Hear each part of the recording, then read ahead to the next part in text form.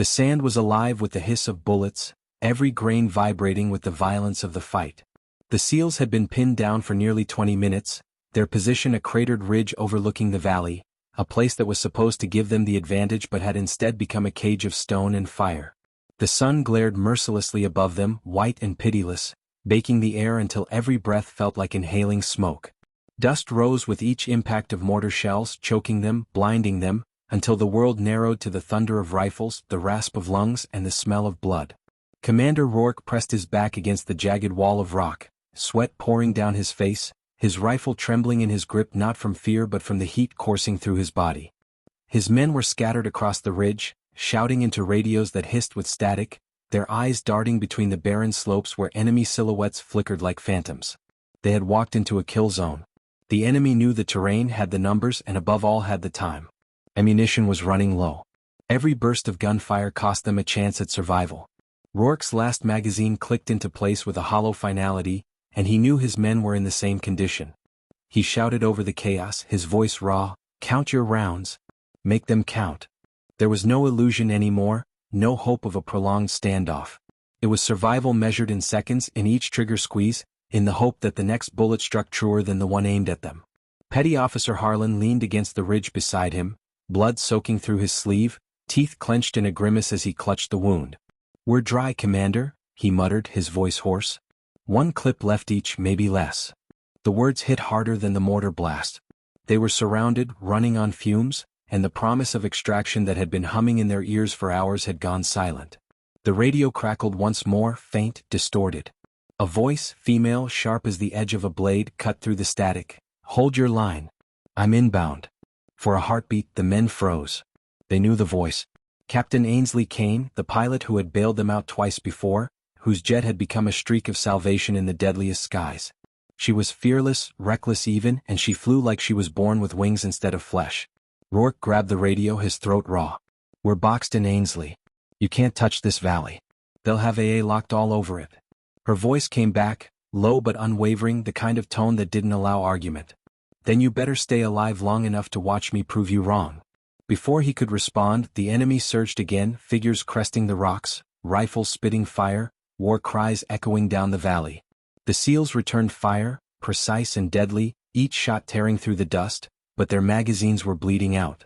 One man's rifle clicked empty, then another, until the battlefield was an orchestra of dry chambers and desperate curses. Rourke himself felt the final rounds leap from his weapon, each recoil a countdown toward nothingness. Across the ridge, Morales hefted the team's last grenade, pulled the pin with his teeth and hurled it down the slope. The explosion ripped through the attackers, bodies scattering, dust rising in a suffocating wave. But even that was a gasp, not a reprieve. More shadows moved through the haze, relentless, endless, closing the noose around the ridge. Harlan groaned, slumping lower, his breath ragged. Morales shouted through gritted teeth, "Commander, they'll overrun us in 2 minutes." Rourke's eyes were steel. He thought of the promise he had made before they deployed, to bring his men back home no matter what. But promises meant little against the tide of war. He pressed the radio again, voice breaking, "Ainsley, we're out. This is it." The silence that followed was heavier than the battle itself.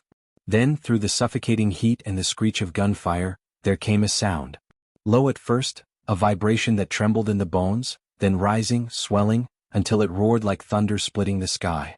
Every head, friend and foe alike, turned upward. The jet came screaming over the ridge, a streak of steel and fire cutting through the blue like a blade. Its engines howled, drowning the valley, and its shadow swept across the battlefield like the wing of an avenging angel. Rourke's heart slammed in his chest. She had come. Against orders, against odds, against the wall of anti-aircraft fire waiting for her, she had come.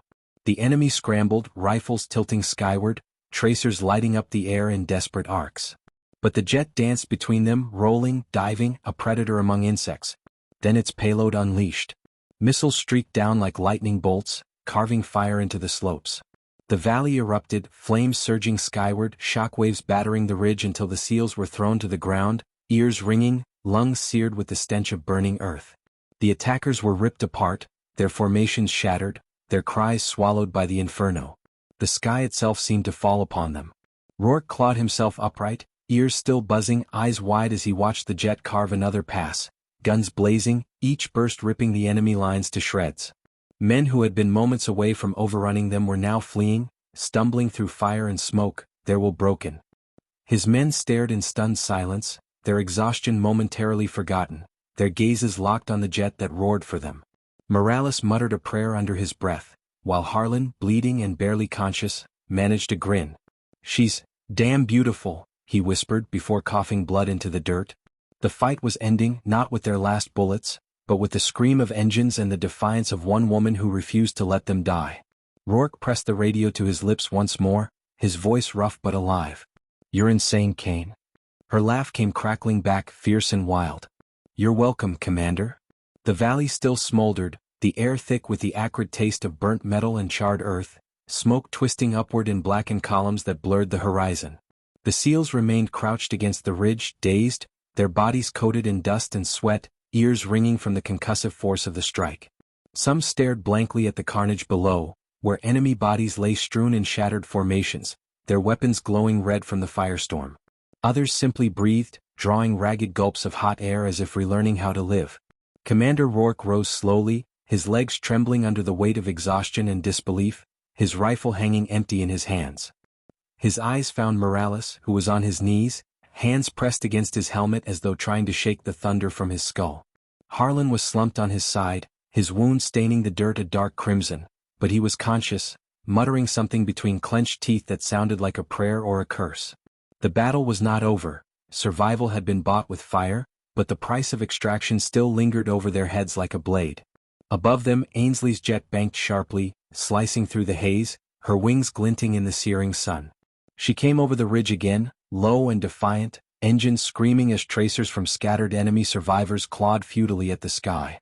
She rolled left, dropping another salvo, scattering the remnants into chaos. The men on the ground could only watch in awe, their lifeline tearing the battlefield apart with every pass. Rourke gripped his radio with shaking fingers, raising it to his lips. "Ainsley, you're in too deep. Get out before they lock you down."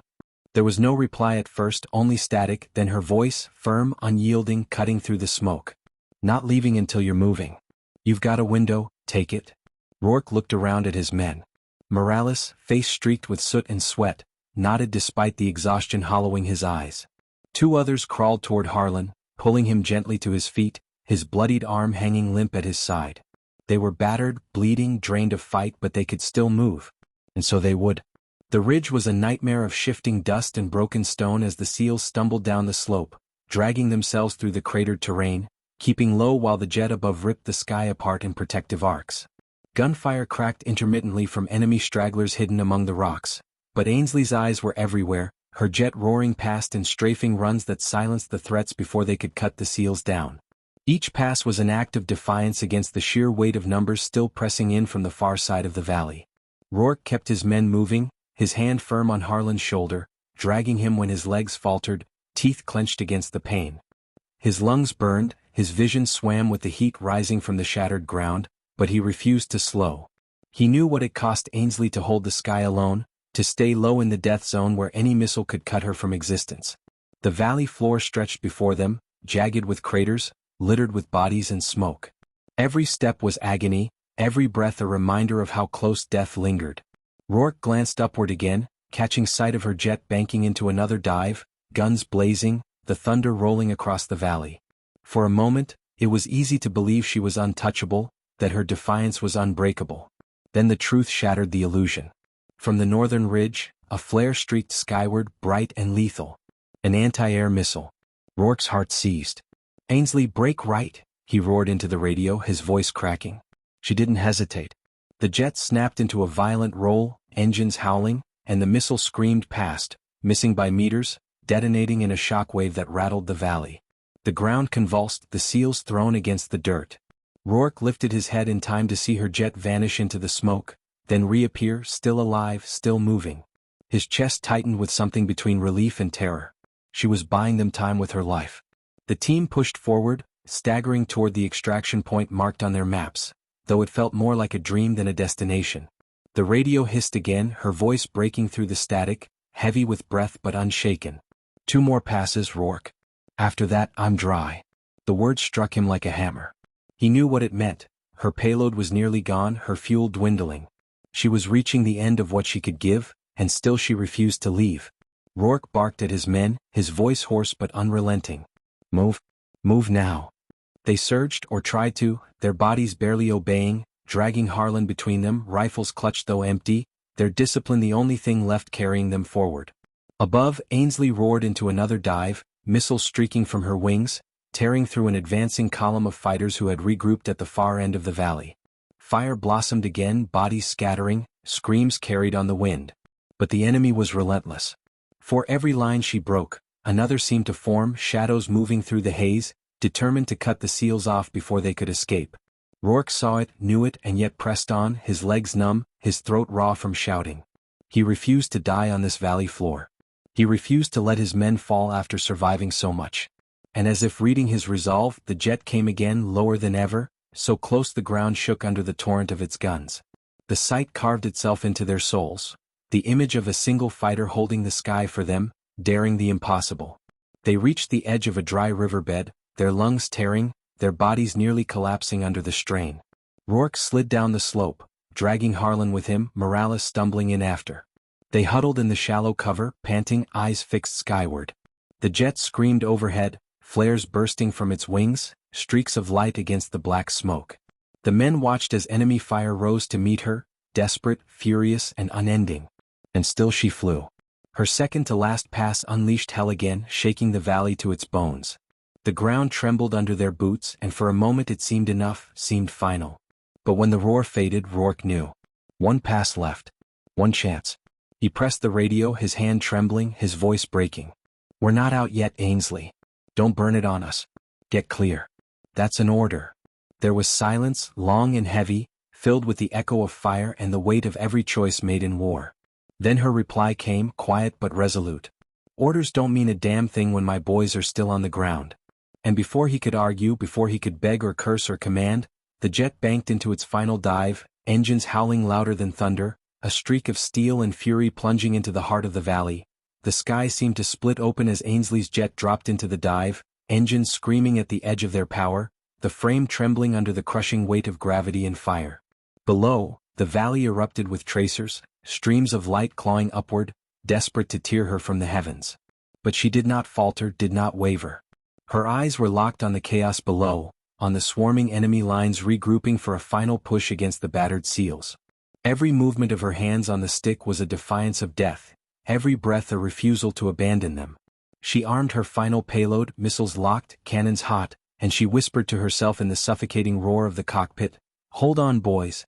Just hold on." The jet screamed lower, cutting through the smoke like a predator's shadow, so close the SEALs could feel the ground quiver with her passage. Morales raised his head from the cover of the riverbed, his eyes wide with disbelief as the jet thundered past, its wings unleashing fire. Missiles streaked into the enemy formation with blinding fury, detonations ripping the valley apart in rolling waves of fire and dirt. The cannons followed, tearing lines through bodies, scattering men and weapons alike.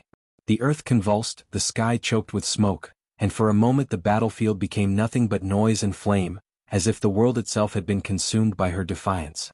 Rourke shielded Harlan's body with his own as the shockwave slammed into them, grit and smoke searing their eyes and lungs. He coughed hard, vision blurring, but forced himself to look up.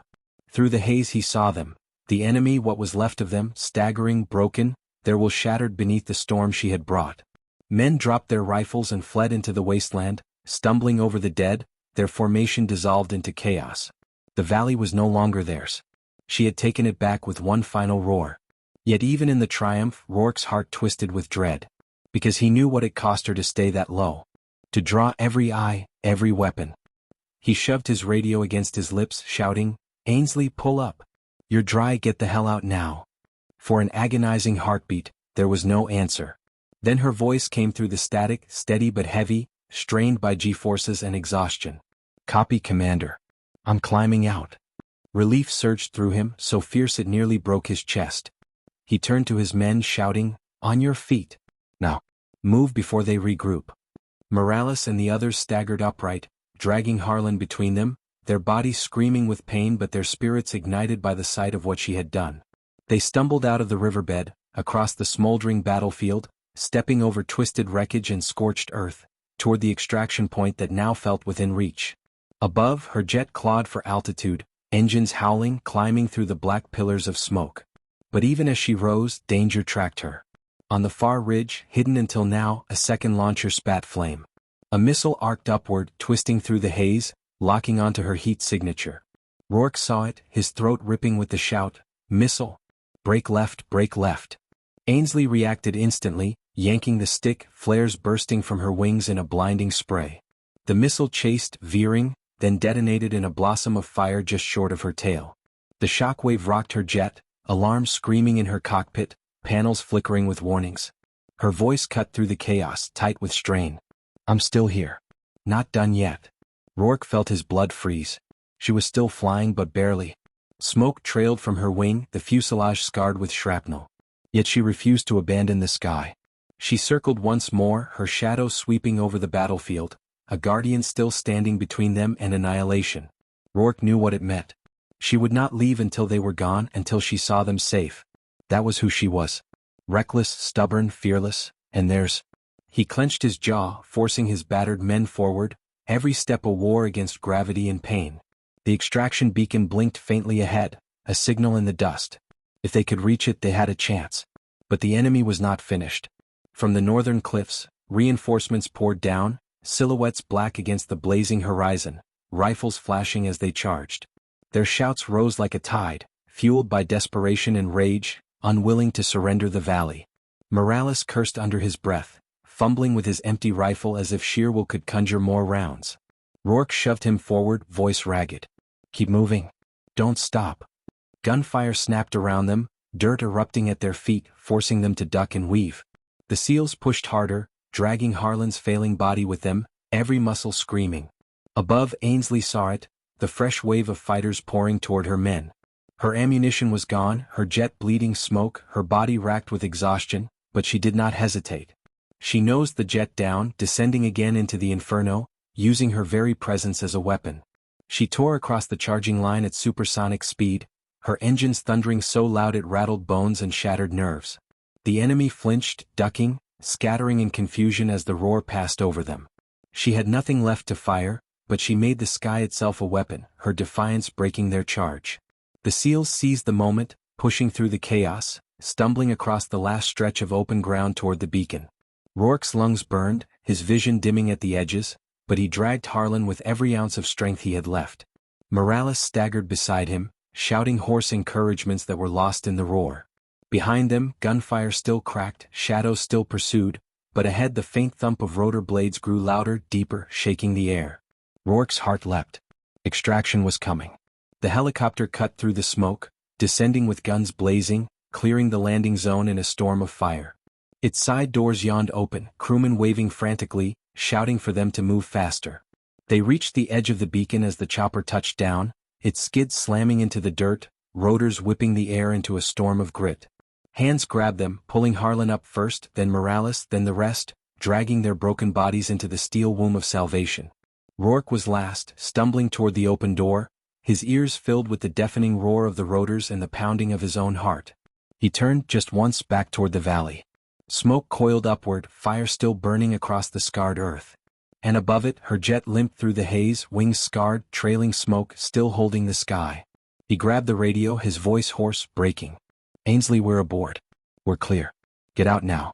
"That's an order, damn it."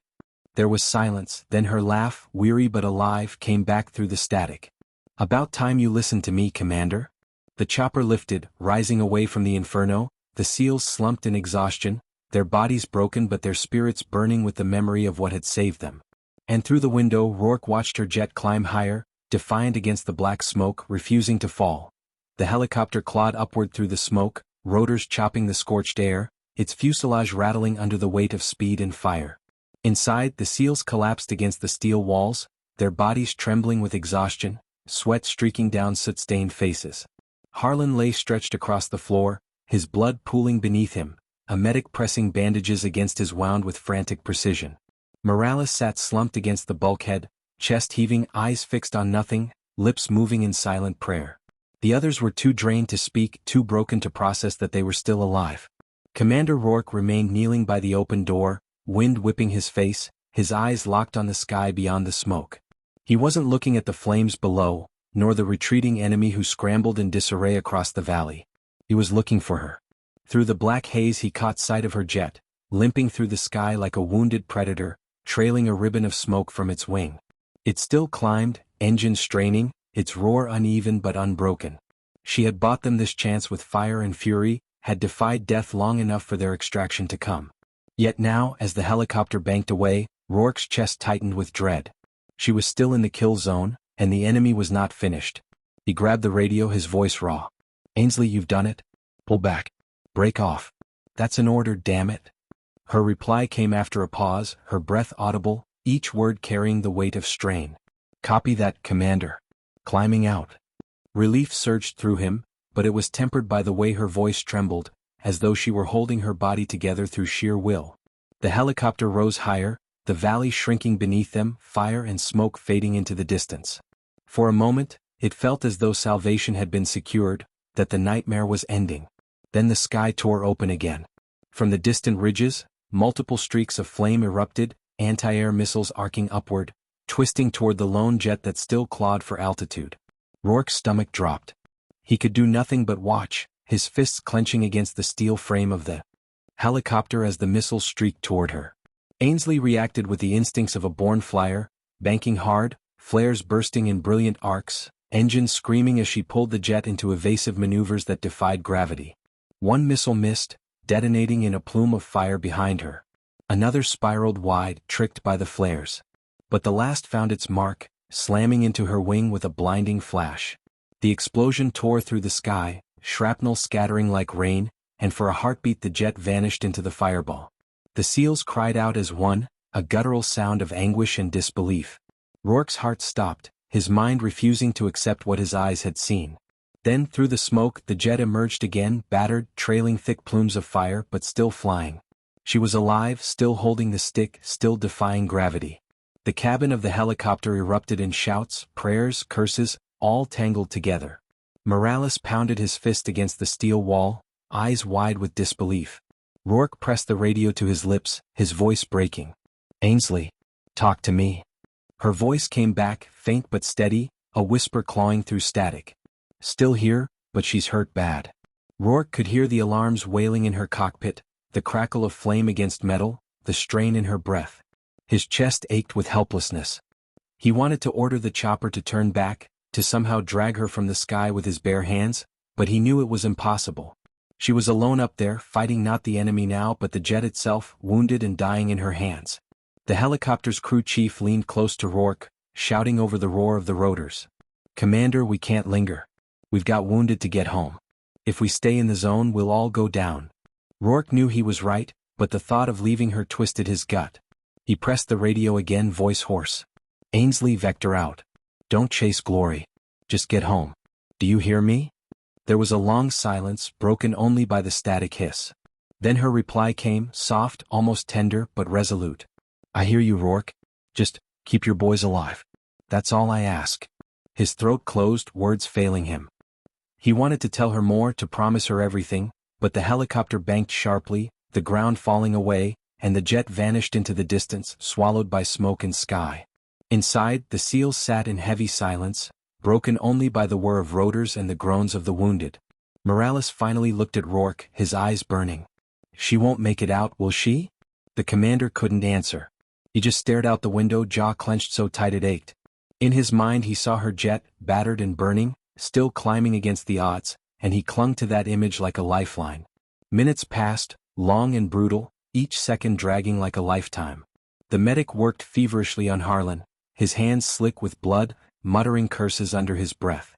Morales sat with his head bowed, whispering to himself, while the others stared blankly into space, caught between hope and despair.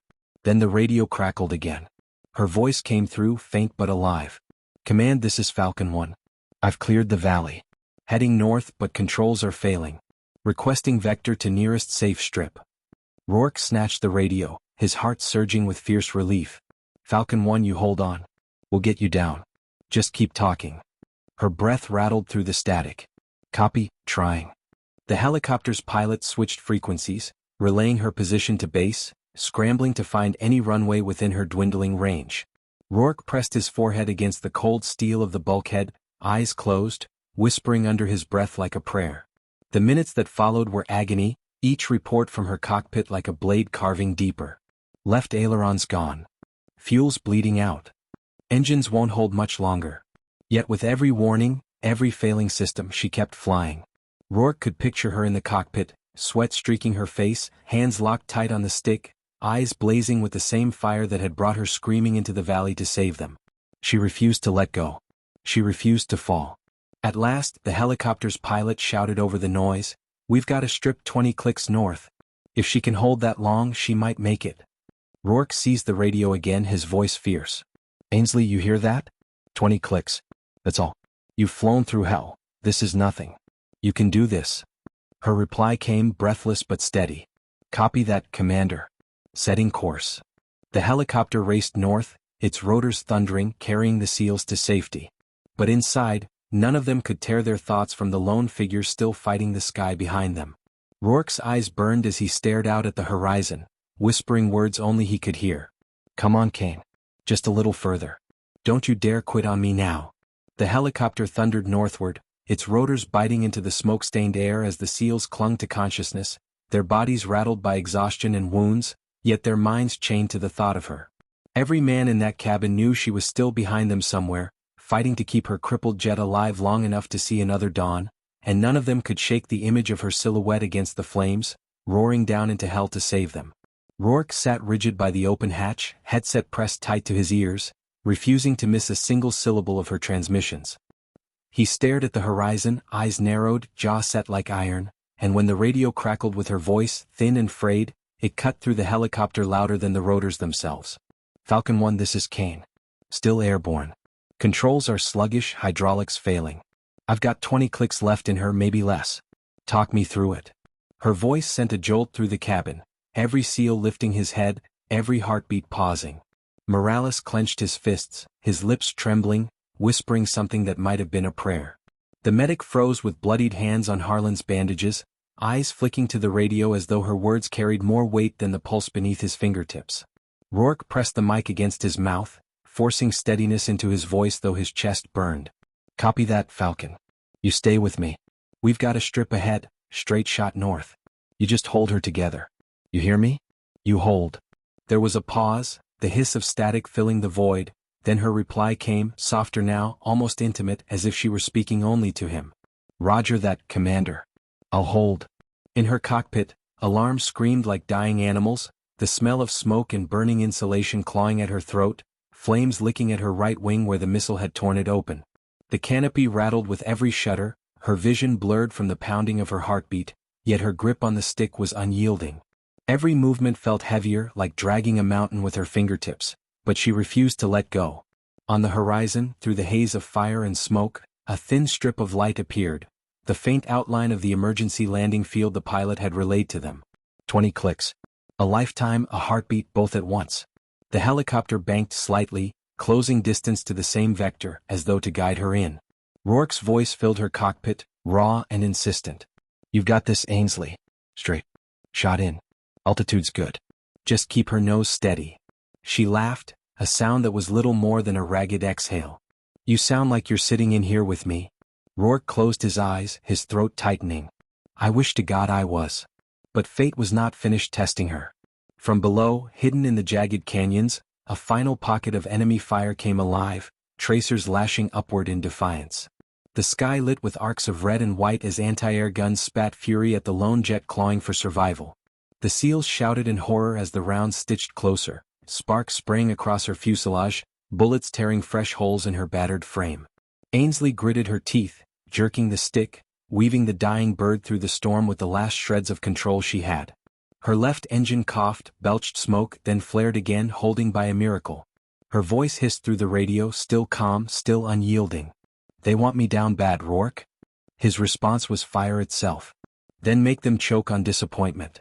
The helicopter crew leaned out, side gunners opening fire, streams of lead hammering the ridges to silence the last of the threat. Dust and sparks erupted from the rocks, enemy silhouettes toppling, but the damage was done. Ainsley's jet lurched, alarms wailing louder, the right wing burning brighter as fuel sprayed in fiery ribbons. Yet she kept it level, kept it aimed north. Morales slammed his fist into the wall, shouting over the rotor wash, "She's not gonna make it." Rourke snapped around, eyes blazing. "She will. She's Kane. She doesn't know how to quit." The field grew larger in the distance, a scar of gray across the scorched landscape, its landing lights flickering through the smoke. It looked impossibly small, impossibly far, but it was all she had left. Rourke's voice filled her headset, relentless, pulling her forward. 10 clicks. Just 10 more. You've flown through worse. Keep her nose up. Don't you dare give in. Her breaths came ragged, each one heavier than the last, her muscles screaming, but she forced a smile against the pain. "You sound like my old flight instructor." Rourke's voice cracked as he answered. "Then listen to me like you did him." The helicopter paralleled the strip now, circling low, as though unwilling to leave until they saw her wheels hit the ground. Every SEAL in the cabin leaned to the windows, eyes locked on the tiny speck of her jet trailing smoke across the sky. Time stretched, seconds pulling into eternities, hearts hammering in unison. The jet bucked, dipped, then leveled again, her voice gritting through the static. Landing gears jammed. Trying to force them down. Rourke slammed his fist against the wall, cursing violently, then pressed the radio. "Forget it. Belly land her if you have to. Just get her down alive." Her laugh returned, weak but defiant. "Always wanted to make a dramatic entrance." 2 clicks. The strip loomed ahead, dust swirling under the thrum of helicopter rotors, emergency crews already sprinting into position. Rourke's heart hammered against his ribs, each beat a prayer. "You're lined up. Bring her home, Kane. Bring her home." In the cockpit, Ainsley's vision tunneled, sweat burning her eyes, the stick trembling in her grip. The ground rushed up at her, the strip blazing into focus, and she forced the nose down, flaps groaning, the left engine shrieking in protest. At the last second, she yanked the stick, leveling the jet as the wheels stubbornly refused to deploy. Metal screamed as the fuselage struck the strip, sparks exploding like fireworks as the jet skidded across the tarmac, tearing gouges into the concrete. Fire burst from the right wing, flames clawing higher, smoke engulfing the canopy. Inside the helicopter, the SEALs roared, their shouts a mixture of fear and desperate hope.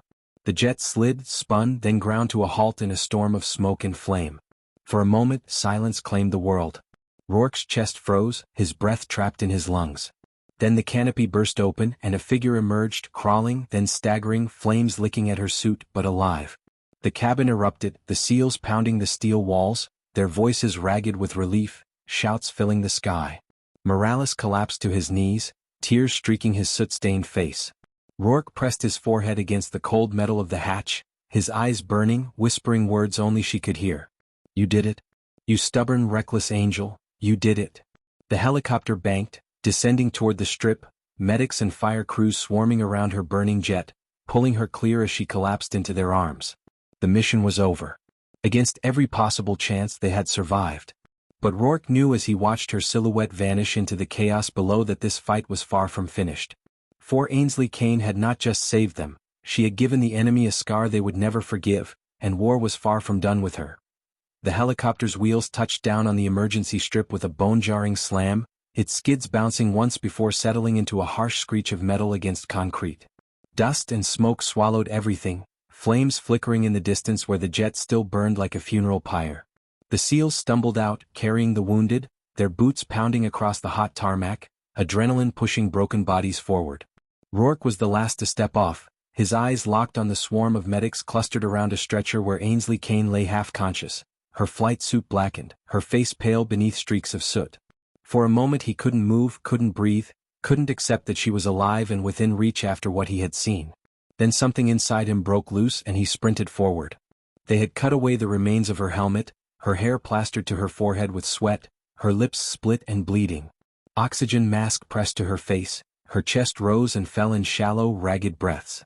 Her hands trembled, gripping at nothing, still fighting battles even as her body betrayed her. Rourke shoved his way through the medics, ignoring their shouts, until he stood at her side. Her eyes fluttered open, hazel flecks glinting through the haze, and for a second they locked on his. She managed a faint smile, broken but fierce. "Told you I'd bring her home." His throat tightened, words refusing to form, so he just squeezed her hand, holding it as though it tethered her to the earth.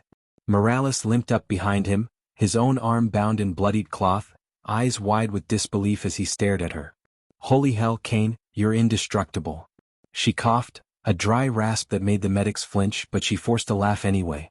"Don't tell the enemy that." The medic at her side shoved Rourke back slightly, barking orders. "She needs space.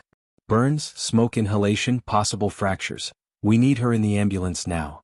Rourke resisted for a heartbeat, but when Ainsley's grip slipped from his hand falling to his side, he let them wheel her away, his chest hollow and burning. The SEALs regrouped near the hangar, their bodies collapsing against crates and concrete, every one of them bleeding, battered, but alive. Harlan was rushed into triage, his fate uncertain. Morales sat with his back against a wall, eyes closed, whispering the same prayer he had muttered in the helicopter. The others sat in silence, their eyes vacant, the roar of the burning jet echoing in their skulls. Rourke stood apart, his arms folded, his gaze fixed on the hangar doors that had swallowed her stretcher. For years, he had led men through fire, had watched comrades fall, had buried his grief beneath steel discipline. But now, for the first time in years, the armor cracked. He turned away, pressing a fist to his forehead, his breath shuddering.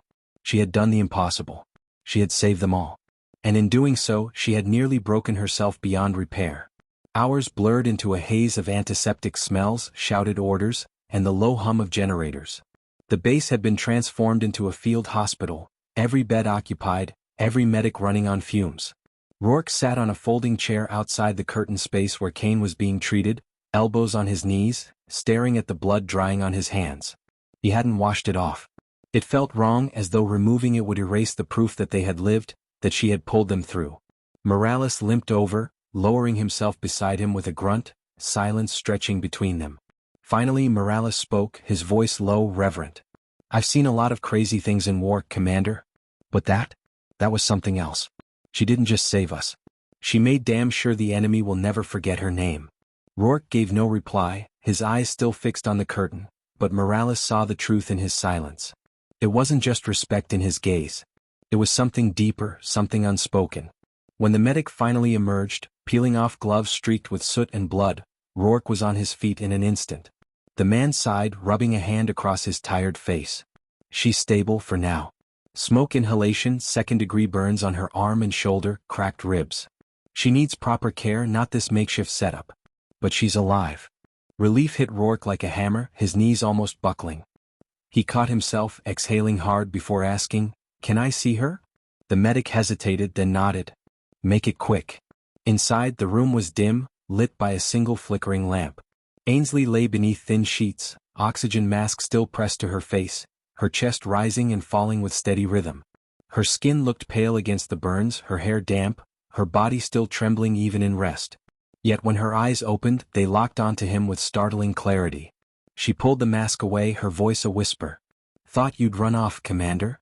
Rourke moved to her side, kneeling, his hand finding hers again. "Not a chance." For a long moment they just stayed like that, the silence between them louder than any words. She studied his face, her eyes tracing the lines carved by years of command, the exhaustion, the scars of battles past. "You look older," she whispered, a hint of teasing in her tone. He almost smiled, shaking his head. "You look like hell." She coughed again, wincing, then smirked faintly. "Then we're even."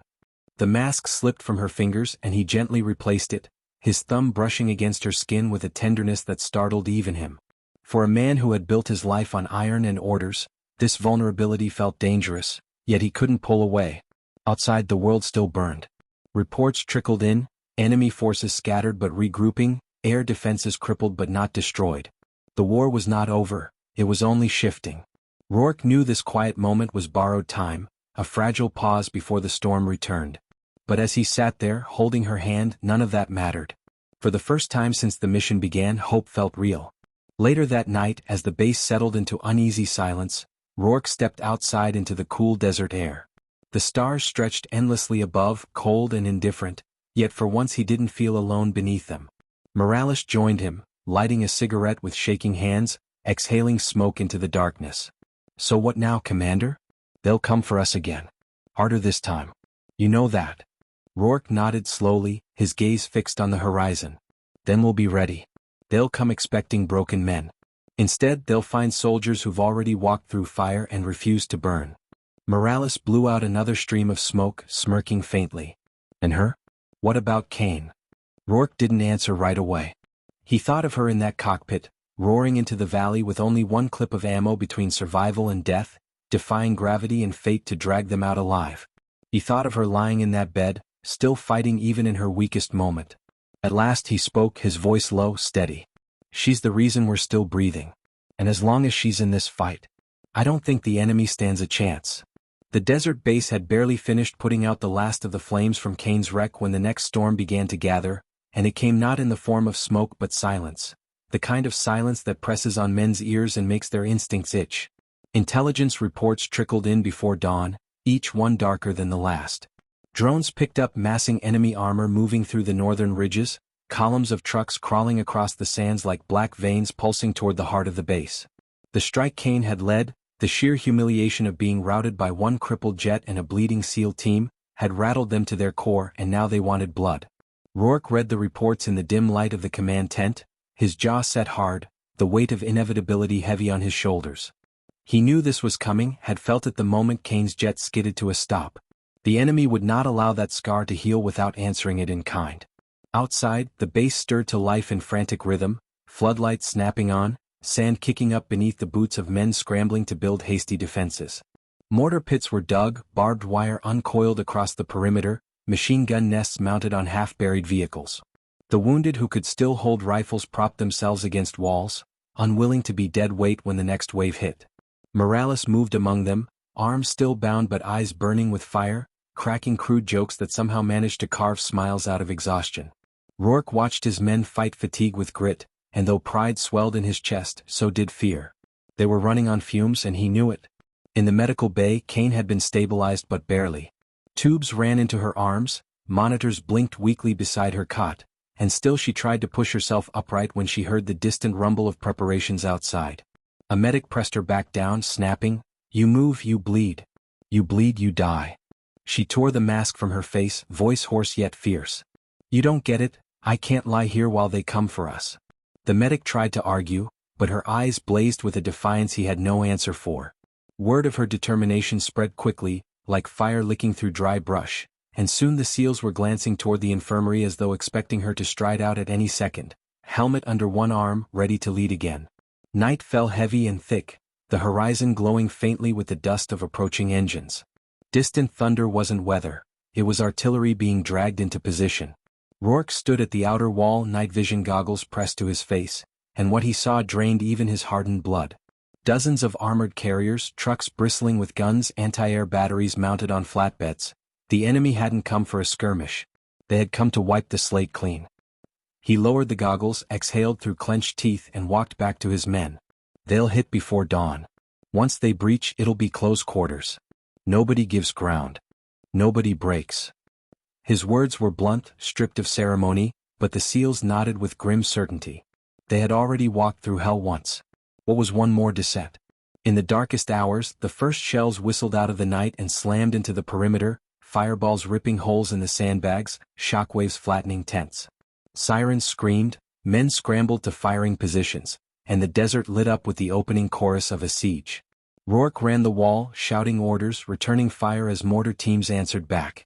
The base shook beneath the weight of explosions, sand and shrapnel stinging exposed skin, smoke clawing into lungs. Morales manned a machine gun with one good arm, spraying arcs of tracers into the black, cutting down advancing infantry that surged like shadows through the haze. The ground war had begun and it was merciless. In the infirmary, the bombardment rattled the walls, dust shaking from the rafters. Kane ripped the IVs from her arms, ignoring the sting, her legs trembling as she forced herself upright. The medic tried to restrain her, but she shoved past, pulling a discarded sidearm from a nearby locker. Each step felt like dragging chains, pain slicing through her ribs, but her fury propelled her forward. She emerged into the chaos, limping toward the sound of battle, the flames from burning vehicles painting her in savage light. The men who saw her froze for an instant, disbelief cutting through their terror, before their voices rose in ragged cheers. Even half-broken, she was fire incarnate, and her presence alone stiffened spines that had begun to falter. Rourke spotted her through the smoke, his heart jarring to a halt. "Damn it, Kane!" he shouted, vaulting across debris to reach her. But when she lifted her weapon and fired into the shadows, dropping two enemy soldiers who had slipped past the wire, He knew there was no stopping her. She staggered beside him, her breaths ragged, but her eyes burned with the same wild light that had carried her jet through fire. "Thought you could finish this without me?" she rasped. He almost argued, but instead he just shook his head, falling into step with her. Together they pushed back into the inferno.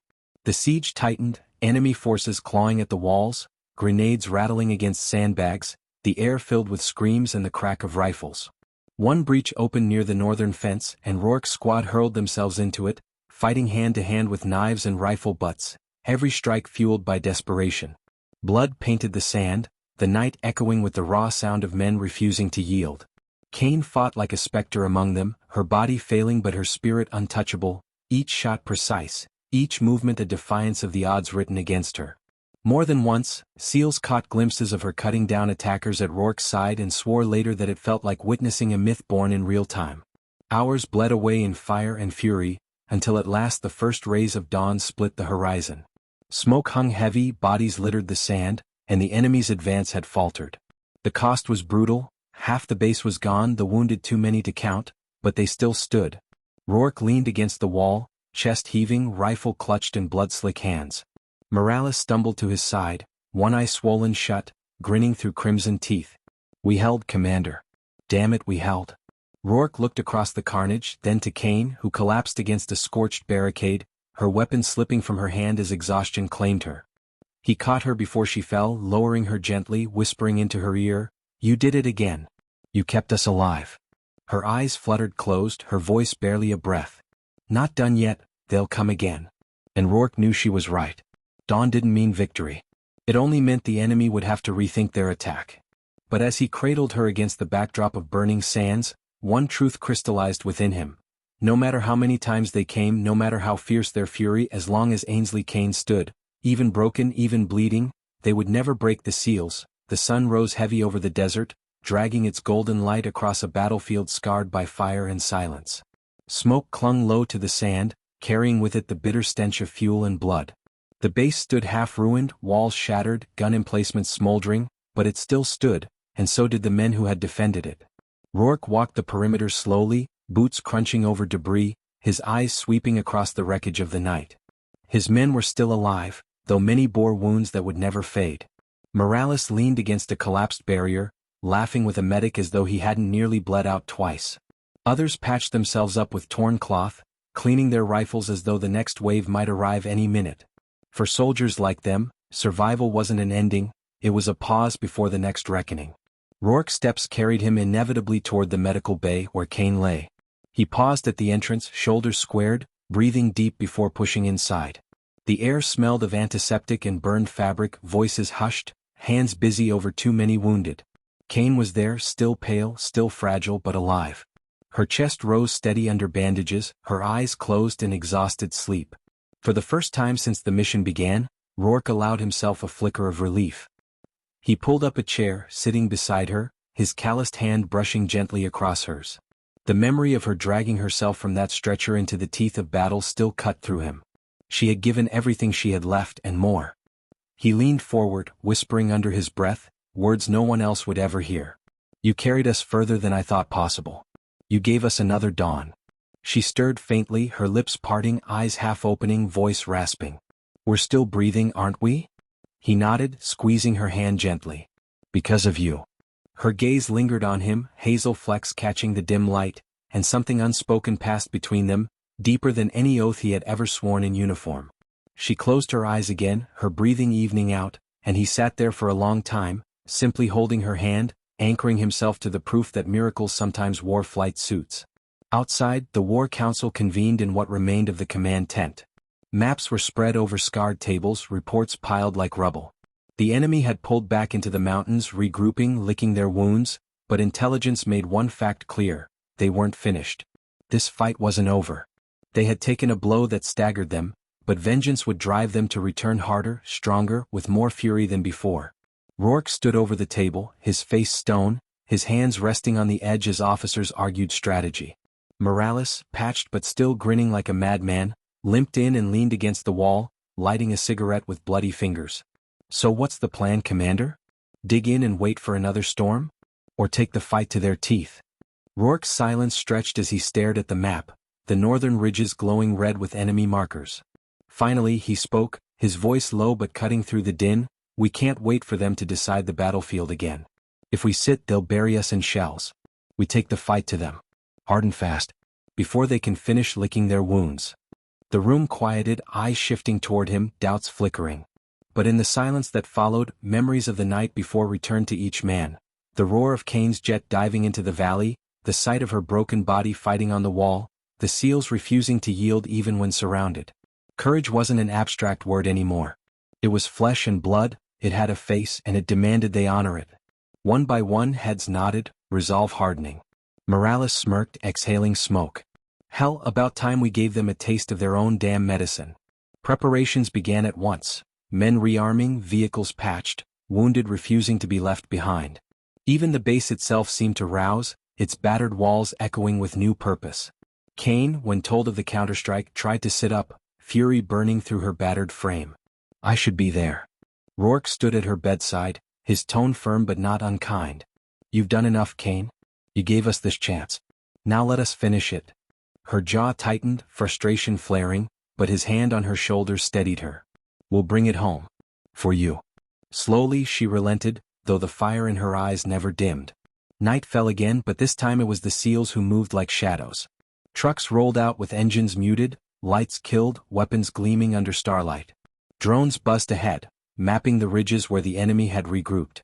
Rourke led from the front, Morales at his side, their men spread across the desert in tight formation. There was no fear now, only the steady rhythm of anticipation, the grim certainty of warriors marching into fire by choice. When they reached the cliffs, the enemy camp sprawled before them, fires burning, silhouettes moving, armor parked in clustered lines.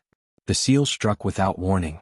Explosions tore the night apart as charges detonated under fuel trucks, fire ripping through the camp.